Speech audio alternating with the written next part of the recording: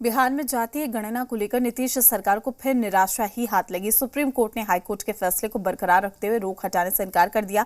Supreme court ने कहा है कि इस मामले में बेहतर होगा कि पहले पटना हाईकोर्ट में ही सुनवाई हो।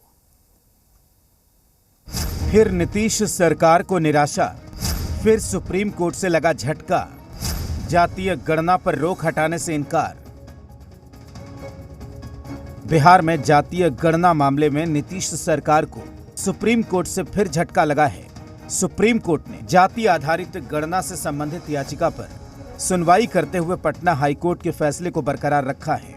अब इस मामले पर सुप्रीम कोर्ट में 14 जुलाई को सुनवाई होगी। पटना हाईकोर्ट के ऑर्डर का रेफरेंस माननीय सर्वोच्च न्यायालय की पीठ ने बिहार सरकार के वकीलों को दिया और कहा कि इसमें जो उन्होंने गंभीर प्रश्न उठाए हैं, इसका क्या जवाब है आपके पास। आप कहते हैं कि सर्वे है, लेकिन जितनी प्रक्रिया इस जजमेंट के अंदर लिखी गई है वो तो सेंसस के बराबर है। तो वैसी सूरत में फाइनल फैसले का ही इंतजार करना चाहिए कि फाइनल जो व्यू है हाई कोर्ट का क्या है आपके दलील पे और दूसरे पक्ष की दलील पे। तो जो फाइनल व्यू होगा उसी के बाद हम इसकी सुनवाई करेंगे और इसीलिए 14 जुलाई की तारीख मुकर्रर हुई है। सुप्रीम कोर्ट ने कहा कि ये जांच का विषय है कि कहीं जाति गणना की आड़ में जनगणना तो नहीं हो रही है। पटना हाईकोर्ट ने जातीय गणना को असंवैधानिक मानते हुए अंतरिम रोक लगाई है। इस मामले में बेहतर होगा कि पहले पटना हाईकोर्ट में ही सुनवाई हो। कोर्ट ने कहा कि 3 जुलाई 2023 को पटना हाईकोर्ट में सुनवाई होनी है। अगर हाईकोर्ट किसी कारण से इस मामले पर सुनवाई नहीं करता है तो 14 जुलाई को आप सुप्रीम कोर्ट में इसकी जानकारी दीजिए। इसके बाद यहां बिहार सरकार की दलीलों को सुना जाएगा। सुप्रीम कोर्ट के इस फैसले के बाद बिहार में राजनीति भी शुरू हो गई है। महागठबंधन ने इसे एक बार फिर बीजेपी की साजिश करार दिया तो बीजेपी ने राज्य सरकार को कटघरे में खड़ा किया। दूसरे राज्यों में इसकी प्रक्रिया पूरी हो सकती है तो बिहार आखिर कौन सा गुनाह किया है। और ये भारतीय जनता पार्टी अपरोक्ष रूप से ऐसी साजिश में शामिल है कि वह जाति गणना को कहीं न कहीं बाधित करना चाहती है।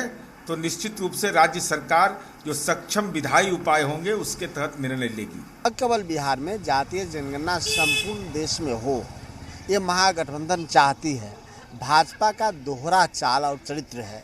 वो माइक पे आगे तो कहती है कि जातीय जनगणना होना चाहिए, लेकिन अंदर में वो नहीं चाहते। अगर चाहते हैं भारतीय जनता पार्टी के लोग तो नरेंद्र मोदी जी तो पूर्ण बहुमत में है सरकार में, क्यों नहीं संपूर्ण देश में जातीय जनगणना की बात करते और कराते। प्रोसीजरल मामला है, इसमें कोई खास ऐसी चीज़ नहीं है जिस पर टिप्पणी हो। इंतज़ार करेंगे। हालांकि एक नुकसान तो ये है कि काफ़ी ये प्रक्रिया आगे बढ़ गई थी, लेकिन मेरा मानना है कि देश के एक छोटे लेकिन प्रभु वर्ग को शायद अंदाज़ा नहीं है कि इस जनगणना की कितनी ज़्यादा ज़रूरत है और कितनी अर्जेंसी के साथ है। नहीं, सुप्रीम कोर्ट ने कहा है कि पहले हाई कोर्ट को फैसला लेने दीजिए, उसके बाद हम देखेंगे मामले को। और भारतीय जनता पार्टी तो उसके पक्ष में है, लेकिन राज्य सरकार ने हाई कोर्ट में अपना पक्ष मजबूती से नहीं रखा, जिसके चलते ये मामला न्यायालय के विचाराधीन है।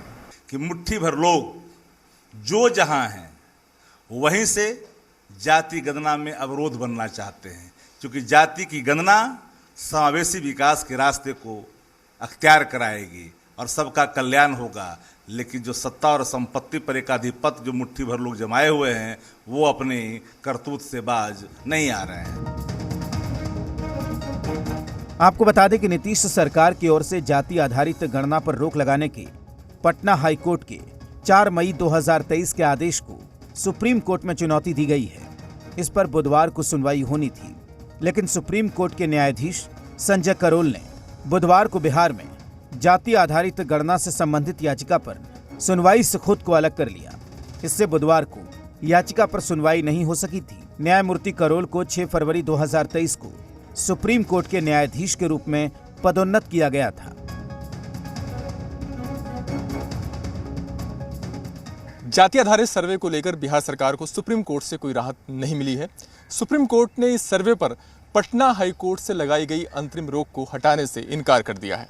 बिहार सरकार ने इसके लिए सुप्रीम कोर्ट का रुख किया था, लेकिन सुप्रीम कोर्ट ने यह कहा है कि हाई कोर्ट ने पहली नज़र में इस जाति आधारित सर्वे को असंवैधानिक मानते हुए इस पर अंतरिम रोक लगाई है। हाईकोर्ट ने सुनवाई की अगली तारीख 3 जुलाई तय की है, लिहाजा इस स्टेज पर हमारे दखल का कोई औचित्य बनता नहीं है।